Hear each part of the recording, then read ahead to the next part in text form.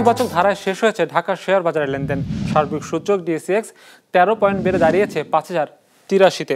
হাত বদল হয়েছে মোট 350 কোটি টাকা শেয়ারের মালিকানা। লেনদেনে অংশ নেওয়া প্রতিষ্ঠানগুলোর মধ্যে দর বেড়েছে 161টির, কমেছে 168টির, আর অপরিবর্তিত রয়েছে 66টির দর। এবার বাজার নিয়ে বিশ্লেষণ শুনবো অ্যালায়েন্স ক্যাপিটাল অ্যাসেট ম্যানেজমেন্টের। আজকে মার্কেট বিয়ারিশ সেন্টিমেন্টে ক্লোজ হয়েছে এবং মার্কেটের ইন্ডেক্সের খুব একটা পরিবর্তন দেখা যায়নি। মাত্র 13 পয়েন্টস বেড়ে ইন্ডেক্স ফাইনালি দাঁড়িয়েছে এখন 5083 পয়েন্টস। এবং মার্কেট ইনভেস্টররা খুবই কম পার্টিসিপেট করছে এবং এটি রিফ্লেক্টেড হচ্ছে মার্কেট টার্নওভারের মধ্য দিয়ে, যেটি ছিল আজকে মাত্র 350 কোটি টাকার মতো, হুইচ ইজ ভেরি লো। এবং সেক্টরাল পারফরমেন্সের দিক থেকে আজকে সবচেয়ে বেশি টার্নওভার ছিল ফার্মাসিউটিক্যাল সেক্টরে, ফলোড বাই ফুড সেক্টর এবং টেক্সটাইল সেক্টর। ফাইনালি পার্সেন্টেজের দিক থেকে আজকে 41% কোম্পানির প্রাইস বেড়েছে, কমেছে 43%, এবং অপরিবর্তিত ছিল মাত্র 16% কোম্পানির।